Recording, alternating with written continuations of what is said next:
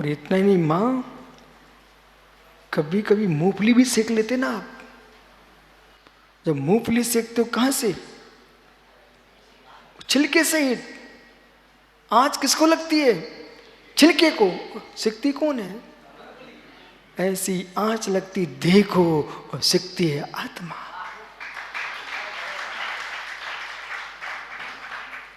क्या तुमने अपने भिंड में चुकरिया रखी रहती नहीं देखी क्या आपने? फिर ये कौन रखता है चुकरिया? जो ठेले वाले होते बे रखते हैं, इनके कम काम होता है। तो क्या आपने कानपुर में नहीं देखा मूंगफली सेकते बड़े बड़े पहाड़ों के अंदर? उसी रूट से तो बिहार करके आ रहे थे, याद करो, गंगा के किनारे, याद है? तो आदमी को हर गेय को, हर प्रमेय को कितने गहरे से जानना चाहिए। सारे प्रवचन दुनिया में दिखाई देते मुझे तो।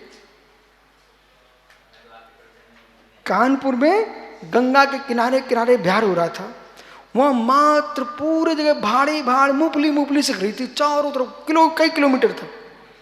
अब सोचिए, सब सोचिए कि भाड़ में जब मूंगफली सिक रही थी तो बालू, जो गर्म बालू थी ना भाड़ की, वो मूंगफली के दाने पर नहीं डाली जा रही थी,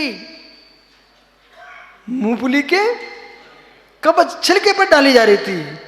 छिलका तपाने से अंदर की मूंगफली तपती है, ऐसी शरीर की साधना करने से आत्मा तपती है। इसे समझना चाहिए। जो लोग बहिर तप की हंसी उड़ाते हैं वे मित्र कर्म बंधु को प्राप्त होते हैं। ऋषभ, बाह्यम तपा परम दुस्तर माचरस्तम माध्यात्म कस्य तपसा निरार्थम।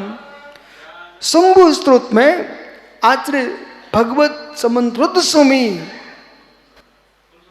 मित्र जितनी आस्था मुझे कुंद कुंद पर है ना, उससे किंचित भी न्यून मत समझना। समन्वय प्रति समन्वृद्ध स्वामी ने क्या गुण ग्रंथ लिखे हैं। वे समन्वृद्ध स्वामी करें, बाह्यम तपा परम चरस्तम माध्यात्म कस तपसा पर भंडरण। शंभु में लिखा ना मां, हे प्रभु आपने वही रंग तप तपा है, क्यों? अध्यात्म तप की सिद्धि के लिए, अध्यात्म तप की सिद्धि के लिए। इसलिए बालकों, अंकुर में कहां गिरने सी गए? सद्भाव के पप्पा खड़े नहीं होने, बैठे रहो। मित्र, मात्र कपड़े उतारने के भाव मत करना। तुम्हें कोई बहकाने आ जाए, बोला मतलब हाँ बोले, जैसे भाई कोई कहे कहाँ तुम, बोला तुम तो कहना कहाँ तुम ये शरीर को सुखाने जा रहे हो, ऐसा बोले तो मित्र तुम सच्चे भावलिंगी बन गए। तो फिर दृष्टि रखना आज के प्रवचन पर। बिना तरी के आंच लगे अंदर की खीर नहीं पकती, मूंगफली के छिलके को गर्म किए बिना अंदर की मैगी नहीं सिकती, ऐसे शरीर को तपस्या किए बिना आत्मा सिकती नहीं है। अब ध्यान दिए, बोला फिर उस मूंगफली में देखना, उस मूंगफली में कभी कभी का प्राय करके सीधे खेत से आती है। अब खेत से आई मूंगफली में मिट्टी लगी रहती है, और गीले खेत से निकली मिट्टी लगी चिपकी, वो सूख चिपक भी गई। अब देखो कितने काम हो रहे हैं। जैसे ही तपाता है भरभूजा, वो मिट्टी गर्म होकर टपक जाती है, अपने आप बाहर फेंक जाती है। अंदर छिलका अलग गर्म हो रहा है, अंदर का लालिमा अंदर की है ना, वो भी सिक गई, और उसके अंदर मूंगफली सिक रही है। ऐसे ही जैसी तपस्या करता योगी, जी जाया झाड़ गिए कम कलंक रहेवी ऋचि रंजन नाड़ में ते परम पुनवे। जी जाया झाड़ गिए, ध्यान की अग्नि में तल्लीन हुए। उधर पक रही है आत्मा, इधर मालूम जो मिट्टी थी ना झड़ रही है। ऋषभ, निर्जरा झड़ रही है, निर्जीर्ण हो रही है, मिट्टी झड़ रही है, एक देश खिसक रही है, उसका नाम निर्जरा, और पूरी मिट्टी हट जाए इसका नाम मोक्ष। इसलिए तपस्या करना बहुत जरूरी है, और दीक्षा के पूर्व अभ्यास गंभीर करना जरूरी है। अभ्यास जरूरी है, बहुत जरूरी है। अभ्यास कर लिया तो दीक्षा के बाद आंखों में आंसू नहीं गिरेगा, गिरेगा भी आंसू तो आत्मानुभूति का गिरेगा, पश्चाताप का नहीं गिरेगा। इसलिए बालको बेटा, उल्लिखित भाव से घर छोड़ के आप सब आए हो, वो अलग उल्सित भाव था।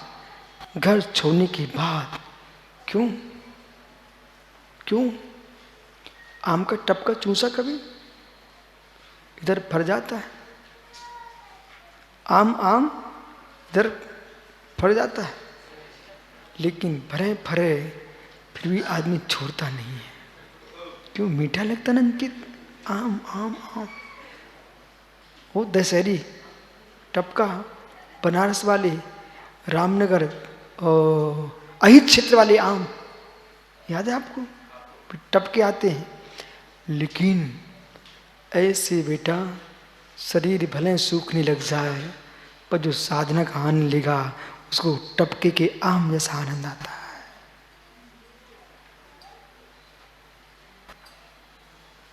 याद नहीं करना चाहिए रिश्तों की याद की ना तो राग रिसने लगता है।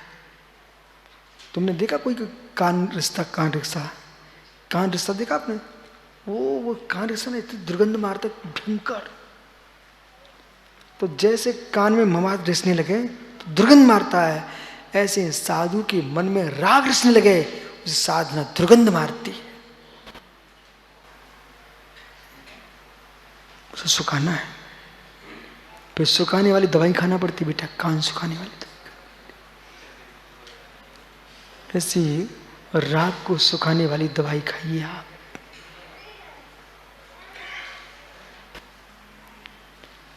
गणेश जी भैया, कोई इच्छा रखना मत, अभी हमें ये करना है, ये कुछ नहीं करना है, कुछ भी नहीं करना। साधना का आनंद ओहो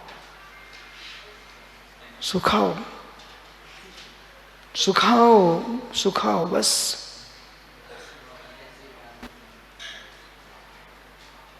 आटा भी बनता ना तो गेहूं सुखाए बिना नहीं बनता। माँ, आप लोग पहले गीला करते हो, पहले धोते हो। शुद्ध जैनी के घर में कभी बाजार आटा गेहूं आया नहीं पिसता, और बाजार के आटे तो सच्चा ज्ञानी कभी जैनी खा ही नहीं सकता। अपने घर के आटे को पहले गेहूं को धोता है, फिर छत पर सुखाता है, इसके बाद बीनता है, फिर पीसता है। वो आटा जैनी खाता है, वो भी कब पीसता है? दिन में, रात्रि में नहीं पीसता। रात्रि में नहीं पीसना, दिन में पीसना। यदि आपने रात्रि में पीसा और दिन में आहार बनाया, और रात्रि भोजन का ही दोष लगेगा उसमें।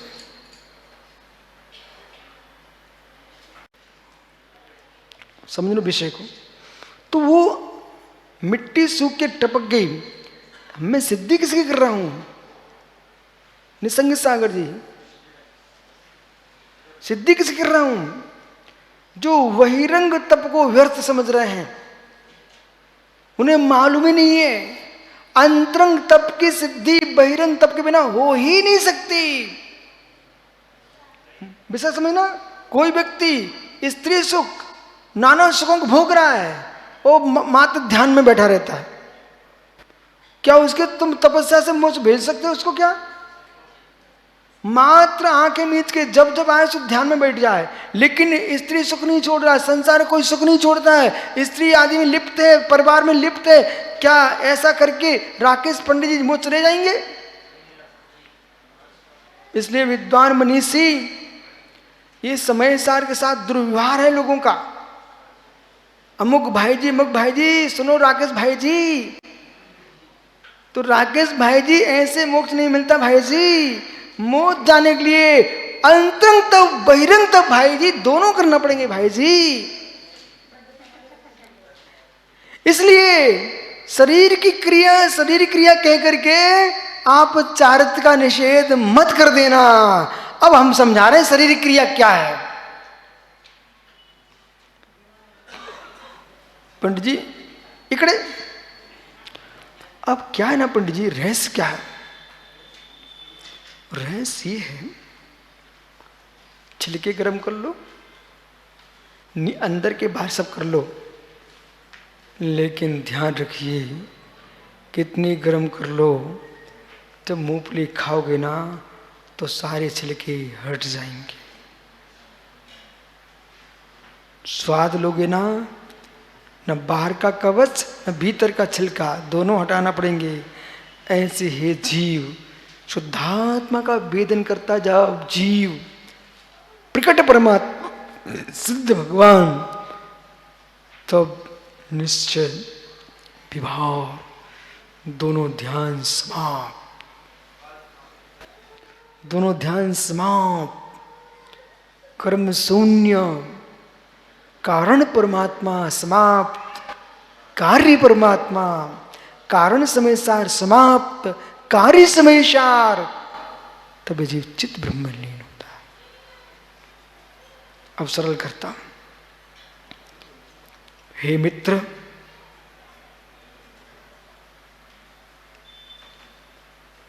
बंध बंध है, मोक्ष मोक्ष है। बंध मोक्ष का विनाश नहीं कर सकते हम। पंडित जी मैं बहुत खुश रहता हूं, क्यों? हमने तत्व को सम्यक समझ लिया है। सम्यक। आप देखो देश में कोई व्यवहार के नाम से खिंच रहे हैं, कोई निश्चय के नाम से लुढ़क रहे हैं, बेचारे गरीब लोग हैं, अत्यंत गरीब बुद्धि के दरिद्री लोग हैं। जो नयों को लेकर लड़ रहे हैं दरिद्री लोग हैं प्रज्ञा के। समझिए जिनागम कितना आनंदमयी है। अब क्या बोल रहे हैं मां, फिर आइए मथानी, रही रही घी मक्खन निकालना है, वो दोनों रस्सी पकड़ने खींचना पड़ेगा। वो मथानी भी घूमती रहेगी, लेकिन मटकी भी घी मक्खन नहीं है, रस्सियां भी मक्खन नहीं है, जो लकड़ी की वो रहती ना वो भी, रई भी मक्खन नहीं है, और मट्ठा भी मक्खन नहीं है, और दूध भी मक्खन नहीं है। और आसर जब मक्खन के पिंड को देखते हैं तब क्या देखते हैं? सबसे भिन्न है मक्खन। पर बिना दूध के कहां से लाओगे मक्खन? ओ मुमुक्षु मक्खन लाल, राकेश भाई, बिना दूध के मक्खन, मक्खन लाल कहां से लाओगे मेरे लाल? ऐसी ऐसी शुद्ध नए आत्मा नहीं है, अशुद्ध नई आत्मा नहीं है। शुद्ध शुद्ध नए के माध्यम से आत्म तत्व समझो मक्खन लाल। एक से बद्धो न तथा परश्चा चित्त द्वयोदोवति पक्षपातो तत्त्ववेदी चित् पक्षपातस्तस्यास्ति नित्यं करुचित् देवो।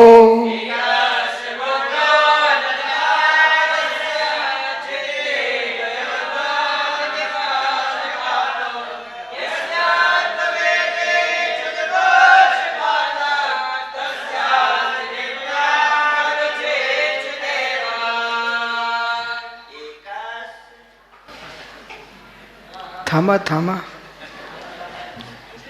हे मित्र ठहरो। एक कलश 70वां। ओहो, कहाँ श्री समय सा जैसा ग्रंथ, क्यों विसंवाद में डूब रहे अज्ञानियों? ये कलश से कह रहा है, अब मैं उस द्रव्यार्थिक नए पर जा रहा हूं, उस पर्यार्थिक में जा रहा हूं जो कि सबसे शून्य,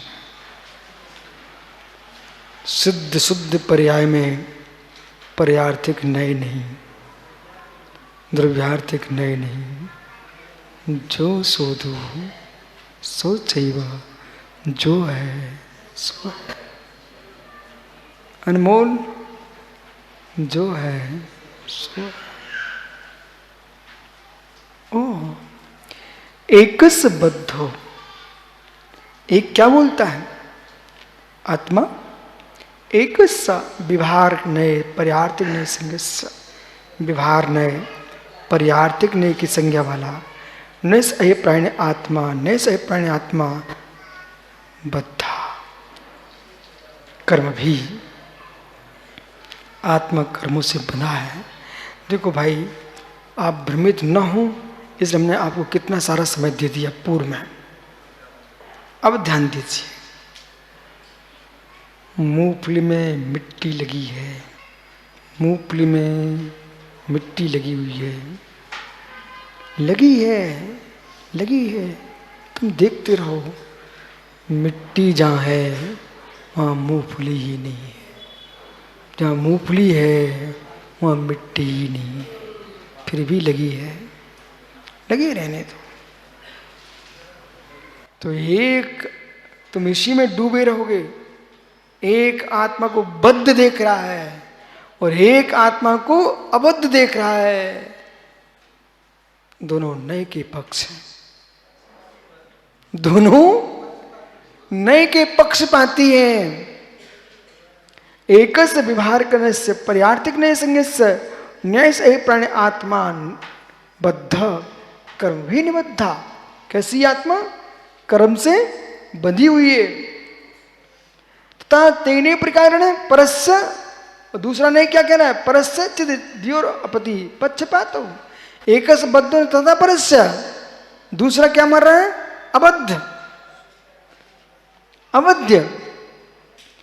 परस्य निश्चय निश्चय पर यानी निश्चय नहीं, द्रव्यार्थिक संज्ञस्य न्यस्य अयप्राणी से आत्मा बद्धा कर्म भी ना, कर्म से बद्ध नहीं है, निश्चय से कर्म से बद्ध नहीं है। इति इस प्रकार से अमुना प्रकारण, इस प्रकार से चिद्रूपे द्योर उभयो नयो, दोनों नए द्रव्यार्थिक पर्यार्थिक नयो, दो द्रव्यार्थिक पर्यार्थिक दोनों नए उभो पक्षपातो। ये तो नयों का पक्षपात है।